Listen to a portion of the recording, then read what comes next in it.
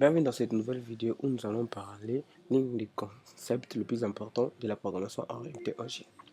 Et ce concept que j'ai nommé héritage. Imaginons on veut créer un jeu vidéo où nous aurons les magiciens et les guerriers. Donc je vais créer la classe pour guerrier et je vais aussi créer la classe pour le magicien que je vais nommer simplement mage.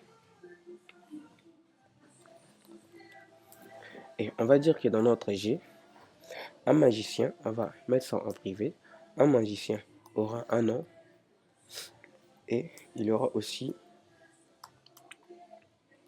private vie. Pareil pour tous les personnages de notre jeu vidéo. Le mage aussi aura un nom et une vie. Et on va dire qu'un magicien, un guerrier aura la capacité de se déplacer et il aura aussi la capacité d'attaquer. Fonction attaquer. Pareil pour le magicien. Le magicien aussi peut se déplacer dans le jeu et le magicien aussi peut attaquer dans le jeu. Et on va dire qu'un guerrier a quelque chose que le magicien. Un guerrier peut faire quelque chose que le magicien ne peut pas faire. Par exemple, activer le bouclier. Donc on va appeler activer bouclier. Et un magicien aussi peut faire quelque chose que le guerrier ne peut pas faire. C'est lancer des sorts par exemple. Lancer sort. Donc, vous allez remarquer quelque chose. Ici, il y a d'abord ces deux attributs qui se répètent dans guerrier et mage.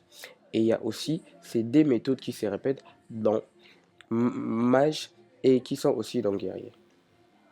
Donc, pour éviter cette répétition, nous allons créer une classe qu'on va nommer par exemple personnage.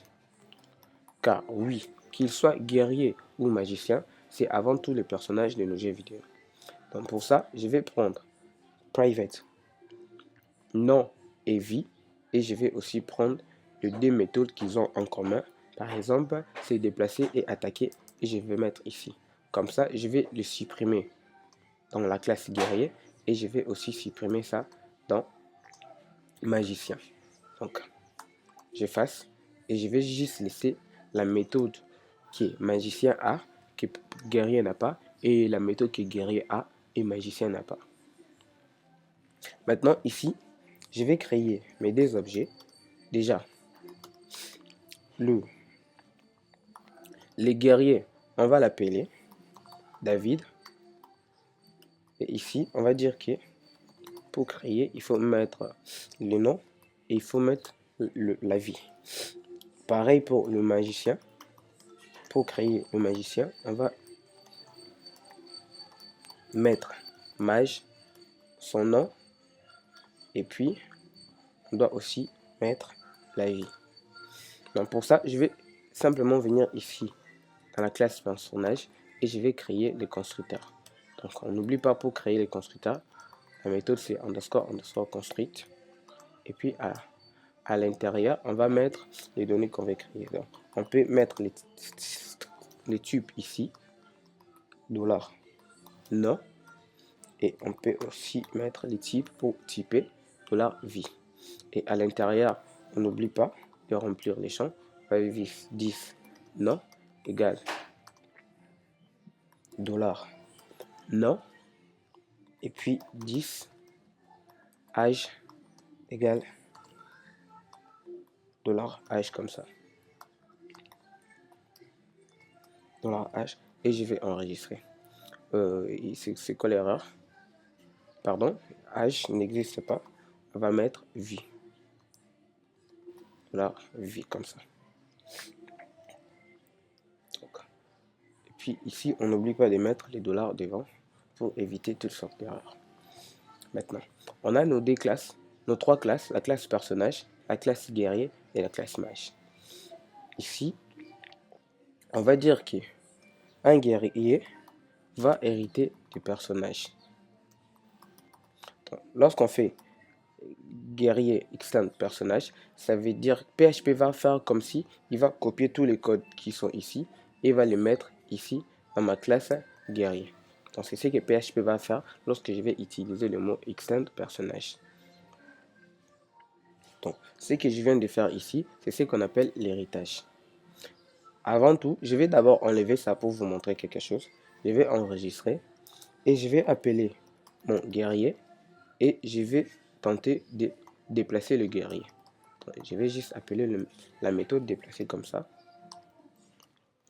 J'enregistre et lorsque je vais essayer d'exécuter, nous allons voir des erreurs. Ici, on dit uncatch error call to undefined méthode guerrier se déplacer. On tente d'appeler une méthode qui n'existe pas dans notre classe guerrier. Donc, on va remettre extend ici, extend et le nom de mon guerrier qui est personnage. Cette fois-ci, si j'enregistre et que j'exécute le code, normalement, ça devrait marcher. Donc, j'exécute, ça marche et on voit rien dans la console parce que la méthode déplacer fait rien. Donc, on va juste faire un écho ici pour voir écho et on va écrire c'est déplacer. Et ici, on va aussi faire écho pour attaquer, écho et on va juste écrire attaquer. Comme ça, j'enregistre. Lorsque je vais exécuter les codes, on va voir cette fois-ci, c'est déplacé qui va apparaître dans le console. Donc, pareil pour mage. Aussi pour mage, je vais faire $.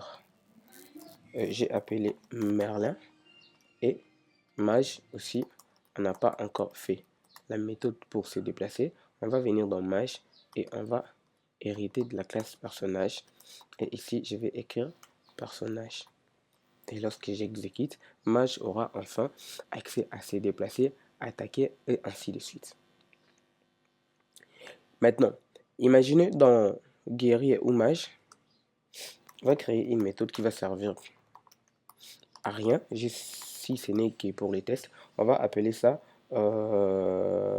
c'est présenté. On dit qu'un guerrier peut se présenter. On avait dit qu'on ne peut pas accéder aux variables à l'extérieur des classes. Maintenant, ce que je vais faire un écho et je vais faire $10 et le nom du guerrier.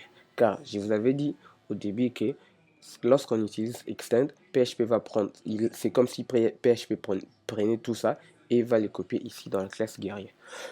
Donc en gros, logiquement, je peux faire 10.nom puisque j'ai hérité des personnages et j'ai accès à vie et nom. Mais vous allez voir que tout n'est pas aussi rose dans la vie. Lorsque je vais essayer d'exécuter, il m'afficherait. Donc, j'ai pas le nom du personnage parce que je suis un peu bête et j'ai pas utilisé la méthode pour se présenter chez David. Donc, on va appeler la méthode se présenter. J'enregistre et cette fois-ci, lorsque j'exécute, on a une erreur. Donc, ici, on me dit running undefined property guerrier non. Donc, ça veut dire que la propriété non n'existe pas dans la classe guerrier. C'est logique. Parce qu'on avait dit, lorsqu'on va créer une classe, si on définit un attribut, si on définit l'attribut comme privé, ça veut dire que l'attribut ne sera qu'accessible à l'intérieur de la classe. C'est ce qu'on a fait ici. Parce que si je prends la méthode se présenter, je vais couper ça et les mettre ici. J'enregistre. J'exécute le code. Vous allez voir, il se présente. Il écrit David ici, même si c'est collé avec déplacé. On a bien David qui est écrit ici. Donc, nous, on ne veut pas de ça. On veut que la méthode s'est déplacée reste ici dans la classe guerrier. Mais on veut aussi accéder au nom. Pour ça, nous allons utiliser quelque chose qu'on n'a pas encore vu, qui est l'attribut protégé. Donc, on va écrire protected ici. Et je vais ici venir écrire protected ici. Protected signifie l'attribut, ça sera accessible à l'intérieur de la classe et aux classes filles. Car personnage est les classes parents et guerrier et mage sont des classes filles. Maintenant, si je viens ici et que j'exécute le code, ça marche. On a bien David qui s'affiche ici. Maintenant, vous allez voir, si je viens ici et que je fais $David, je fais non, et vous allez voir que ça ne va pas marcher. Lorsque j'exécute, ça ne marche pas. Pourquoi ça ne marche pas? Pour la simple et bonne raison, tous les attributs qui seront définis comme protégés, ils seront seulement accessibles à la classe parente ou aux classes filles. Donc ici, on n'est pas dans la classe, on ne peut pas accéder à ça. Même si j'avais créé une classe A ici, la classe A par exemple, ici, cette classe A ne peut pas accéder à ça vu que la classe n'étant pas du personnage.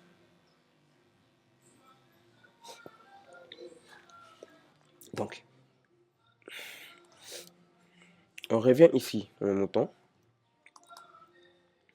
et je vais décommenter les dés, je vais enregistrer. On a bien, la méthode s'est présentée et s'est déplacée qui marche. Maintenant, imaginons dans guerrier, on veut ajouter quelque chose. On va dire, non, pas dans guerrier. Dans mage, on va ajouter quelque chose. Lorsqu'on va construire le magicien, on va aussi lui donner un mana. Donc, je vais par exemple mettre le mana à 20. Donc, pour ça, ce que je vais venir faire, je vais venir ici dans le mage et je vais créer un constructeur public fonction et je vais appeler ça underscore construct, on n'oublie pas. Et on va prendre déjà ce que les constructeurs parents fait. Les constructeurs parents a besoin du nom. Les constructeurs parents aura besoin de la vie et quelque chose qui est spécifique à notre classe qui est le mana. J'enregistre cette fois-ci et je vais mettre ça ici. Maintenant, j'enregistre encore. Vous allez remarquer quelque chose. Ici, j'ai redéfini les constructeurs. Donc, ça veut dire qu'on ne va plus utiliser les constructeurs du parent. Lorsque je vais venir ici dans magicien, je vais d'abord commenter ça et je vais appeler la méthode. C'est un peu compliqué parce que je n'ai pas la méthode se déplacer ici. Je vais copier et je vais mettre ça ici. Je vais appeler la méthode se présenter. J'enregistre et j'exécute les codes. Vous avez vu, il n'y a rien qui est affiché. Donc, je crois que la méthode se déplacer avait besoin d'afficher quelque chose. C'est présenté, il faut faire un écho. On s'est présenté, je vais voir. Ouais, non, on n'a pas besoin de faire ça. Et on n'a rien qui est affiché.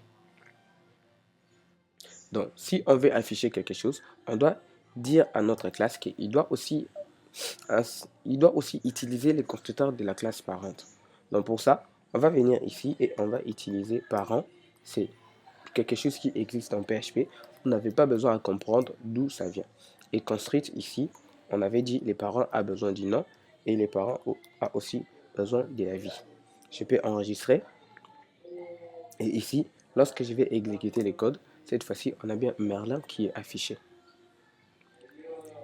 Maintenant, comme mana est quelque chose qui est spécifique à ma classe, ici, je peux venir ici et mettre private mana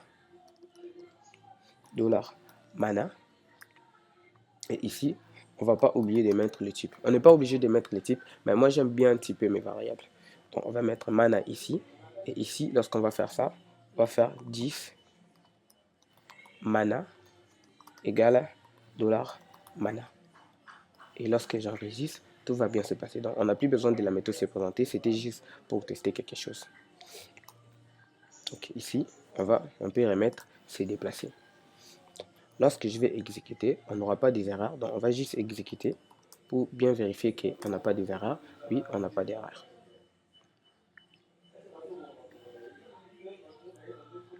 J'espère que vous avez compris comment l'héritage fonctionne. Si vous n'avez pas compris, vous n'avez qu'à m'écrire sur les commentaires et je vais essayer de faire une autre vidéo pour mieux vous expliquer.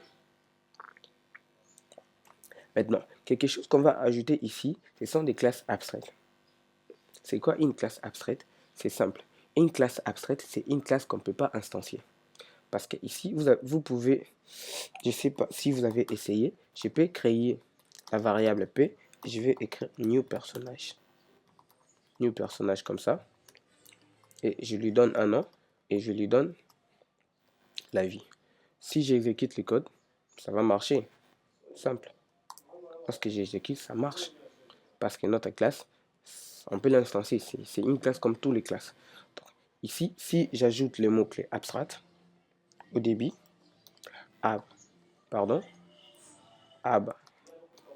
abstract, si je mets classe ici, j'enregistre.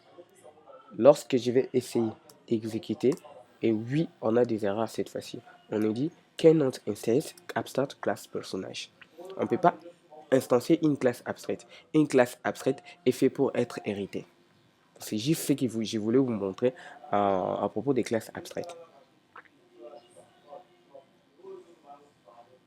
Bon, si cela vous intéresse, et juste pour me rassurer que vous avez bien compris, je vais tester vos connaissances en programmation orientée objet dans tout ce qu'on a vu et dans quelque chose qu'on n'a pas encore vu. Ici, j'aimerais que lorsque j'appelle la méthode attaquer, je dois mettre le personnage et je dois diminuer sa vie. Donc lorsque j'attaque, la vie va se décrémenter. Donc pour ça, quelque chose ici, on va ajouter une méthode. Vous allez ajouter une méthode que vous allez appeler fonction. Une méthode que vous allez appeler par exemple voir vie. Et ici, on va juste retourner la vie. On va juste retourner la vue du personnage. Donc, je vais écrire vie, comme ça. Et ici, ce que vous allez faire, on va déjà enlever ça parce que ça va pas marcher de toutes les façons. On va utiliser la méthode attaquer. Donc, vous allez modifier le signature du méthode attaquer. On va dire, lorsqu'on va attaquer, on lui donne le personnage qu'on attaque. Dans notre cas, c'est Merlin. On est en train d'attaquer Merlin. Et lorsque je vais faire écho de $, pardon, pas 10, $Merlin, je vais afficher voir vie. Je vais voir la vue de Merlin qui va diminuer. Au début, déjà ici, on va afficher leur vie. Donc, je vais afficher David, des points. Je vais afficher la vie et je vais faire, pardon, 10, voir vie pour afficher la vue de David. Et on n'oublie pas de faire anti-slash pour éviter que ce soit dans une même ligne. Donc, on va copier aussi le code. Et ici, on va mettre Merlin. Et ici, on va mettre Merlin aussi. On va prendre ça et on va les mettre après que David puisse attaquer Goliath. Donc, ce que je vous propose de faire, c'est déjà de modifier la signature de la méthode attaquer, d'accepter en argument le personnage, donc Merlin dans notre cas, et on veut que lorsqu'on attaque Merlin, on va diminuer sa vie. Donc, je vous laisse le soin de le faire. Si vous n'avez pas mis la vidéo en pause, et vous n'avez pas fait l'exercice, c'est que vous êtes un trichard, c'est pas bon de le faire, mais je vais faire la correction. Donc pour ça, ici, on va venir prendre notre personnage. Et vous allez voir, c'est par ici que ça va devenir un peu compliqué. Parce que l'exercice n'était pas seulement un simple exercice, vous devez faire des recherches pour savoir comment ça va marcher. Ici, ce que je vais faire, je vais typer ça, je vais appeler personnage. Donc ça sera notre classe. Car oui, guerrier et mage, ce sont des personnages. Donc si je passe ici, que je passe David ou je passe Merlin, ça va marcher parce que les deux, ce sont des personnages, il est temps des personnages. Donc ici, ce que je vais faire, simplement, je vais faire écho de personnage. Personnage, voir vie. On va juste voir le vie pour le moment, la vie pour le moment, avant de commencer de compliquer les choses. Pour ça, je vais exécuter les codes. On a bien David, Merlin, et on a bien 3 ici pour la vie de Merlin.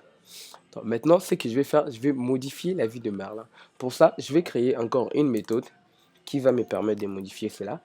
Ça sera un setter, fonction set vie. Cette fois-ci, je vais appeler ça cette vie comme ça. Et puis, ce qui va faire la fonction, il va simplement faire 10 vie et on va faire moins. Donc carrément, on va faire ça doit marcher. Et ici, je vais appeler la méthode $10, pardon, pas $10, je vais appeler personnage et je vais appeler la méthode setVie. Et je sais même pas pourquoi j'ai passé des vies ici. On n'a pas besoin de ça. Je vais enlever cette vie et je vais aussi enlever ça. Cette vie comme ça. Maintenant, ce que je vais faire, je vais venir ici et exécuter la fonction. Lorsque je vais appeler php index et j'exécute, on a bien la vie de Merlin ici qui devient D. Félicitations si vous avez réussi à faire l'exercice. On se voit dans la prochaine vidéo où on va parler de ces, je ne sais pas encore si on va parler de quoi.